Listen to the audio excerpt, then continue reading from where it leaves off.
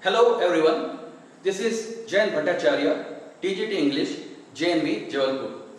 Today we are going to learn a poem. The title of the poem is A Legend of the Northland and it is written by Phoebe Cary. Phoebe Cary was an American poetess and she has written most of her works in prose. A Legend of the Northland is a ballad. A ballad is a song narrating a story in short stanzas and it is passed on orally from one generation to the other. The story of the legend of the Northland revolves around a little woman who angered Saint Peter because of her greed and selfish nature, and consequently Saint Peter punished her. What is the message? Let me take you quickly through the poem. Let's come to the lines of the poem. Here is the first stanza. I am going to read. Away, away in the Northland, where the hours of the day are few, and the nights are so long in winter that they cannot sleep them through. This first stanza describes the place Northland. Northland is a place situated near the North Pole. It is an extremely cold place. Here the nights are very long, and in winter season it snows too much. So here people of the Northland couldn't sleep throughout the night. The second stanza, where they harness the swift reindeer to the sledges when it snows, and the children look like bear cubs in their funny furry clothes. This stanza describes the way of life and the children of the Northland. Now, here the people of the Northland, as a means of transport, they use sledge, and it is pulled by reindeers. And the children of the Northland, in their heavy clothes, they look like the bear cubs. Now coming to some of the words you would like to know. What is a sledge? So we can see a picture here of sledge, and it is pulled by reindeer. So sledge is a wheelless cart drawn on snow, and we can see here reindeer, a large type of deer found in northern part of the world. And the furry clothes are the clothes made of fur. Fur means the hair of the animal skin. Now, the third stanza for you. They tell them a curious story. I don't believe it is true, and yet you may learn a lesson if I tell the tale to you.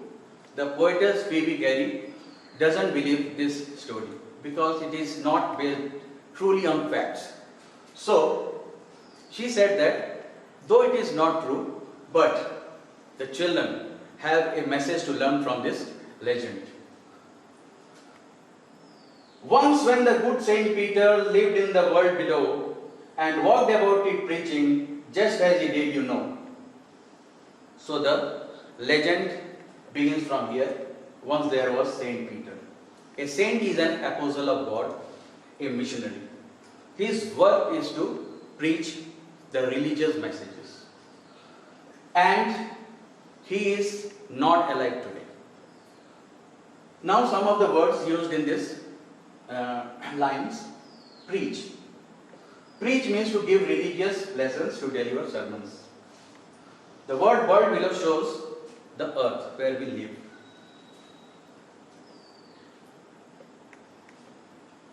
Next stanza. He came to the door of a cottage in travelling round the earth, where a little woman was baking cakes and baking them on the earth. So while travelling from place to place teaching sermons, Saint Peter reached the door of a little woman, and there he saw that the woman was baking cakes on the hearth. What is a hearth? It is the fireplace, you can see here. So the snow cottage, you can see how it looks. Next lines. And being faint with fasting, for the day was almost done, he asked her from her store of cakes to give him a single one. So after traveling a lot from places to places, and because of not having food due to fasting, Saint Peter felt very weak and hungry. And so she went to the little lady and asked to give a single piece of cake. We can see here the little woman baking cake on the hearth. So this is a picture description for you. So she made a very little cake, but as it baking lay, she looked at it and thought it seemed too large to give away. Now, the little woman wants to give Saint Peter a piece of cake. She started with a small piece of cake, but when it's time to give to the Saint Peter, it seems her that it is very, very large. So the picture describes like this: the cake is becoming smaller and smaller. Therefore, she needed another and still a smaller one, but it looked like when she turned it over as large as the first had done. Therefore, the lady took out a very small paste of flour and she kneaded it.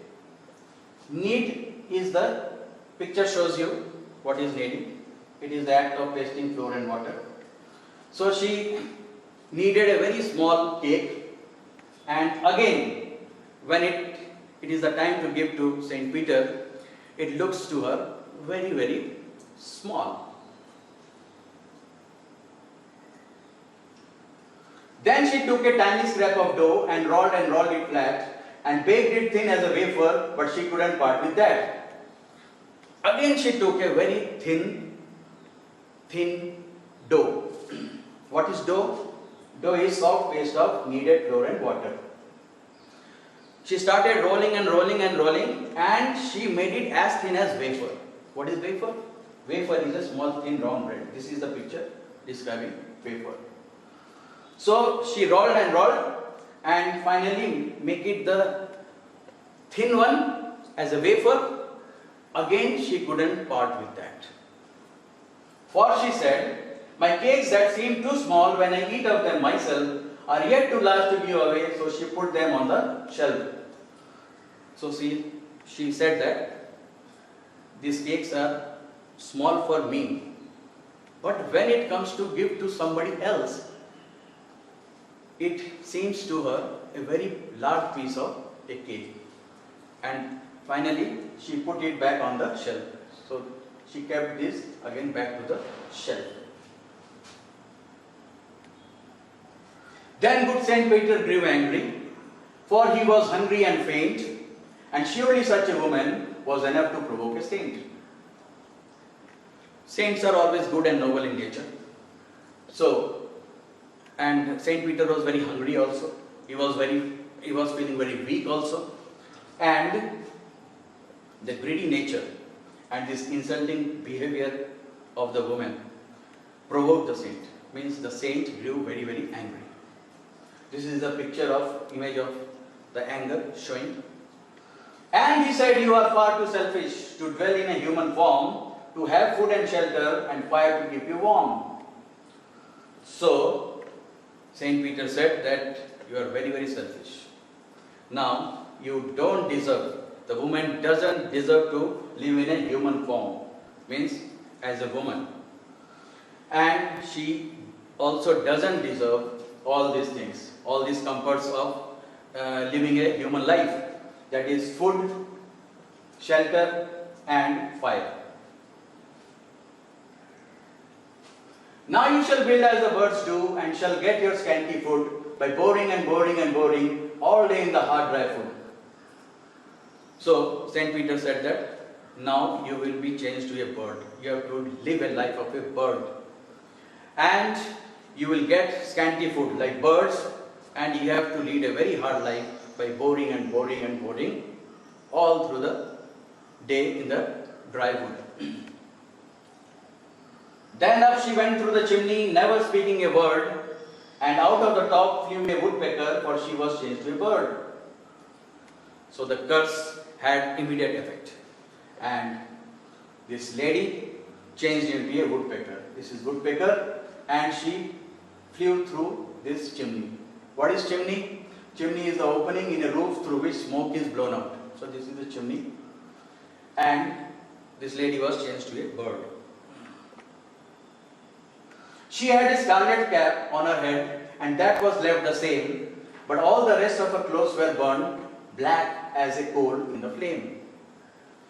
So you can see the scarlet cap the lady used to wear while preparing cakes. So that was left the same. And the body was burned like a coal, black in color. And she took the shape of the woodpecker. And every country schoolboy had seen her in the wood, where she lives in the trees till this very day, boring and boring for food. Now, the country means that village, schoolboy, and means all the children. We can see this woodpecker in the forest now. Wood means a small forest, and what we have seen, that lady has to lead a very terrific life because of her selfish nature and greed, which ultimately made him a bird from a human form. This is all about the poem. Now, moral of the story. What is the lesson in this poem? Now, this poem is a legend about an old lady who angered Saint Peter because of her greed. The poem is simple but teaches us a moral lesson that we should not be greedy. We must help the poor and hungry people. Humanity is above all. It is the only quality that differentiates us from the animals. So, we should be compassionate towards those who genuinely need our help. Means, as a human being, we should have all the good virtues. We should possess all the good qualities of helping the sick and the poor and the needy and the hungry. Now coming to some of the rhyming words of the poem. Few through, earth, done, one, lay away, flat, that, myself, shall, faint, saint, form, foot, wood, word, same, flame. So these are some of the rhyming words you can enjoy. Literary poetic devices, repetition. So repetition is the simple repeating of a word within a short space of words to give emphasis. Away in the Northland. And rolled. So these two words, rolled and rolled, away are repetition, and it is used to give emphasis. By boring, again to give emphasis. Alliteration is the use, especially in poetry, of the same sound or sounds, especially consonants, at the beginning of several words that are close together. So, examples: funny, furry, F and F sound repeated, still, smaller, S and S letter repeated. Now comes to the next one, simile. Simile is an expression comparing one thing with another, including the words as or like. So we have these examples of simile, and the children look like bear's cubs. So bear cubs and children, they are compared. But all the rest of her clothes were burned black as a coal in the flame. So black colored clothes compared with coal color of the. Thank you very much. This is the end of my presentation.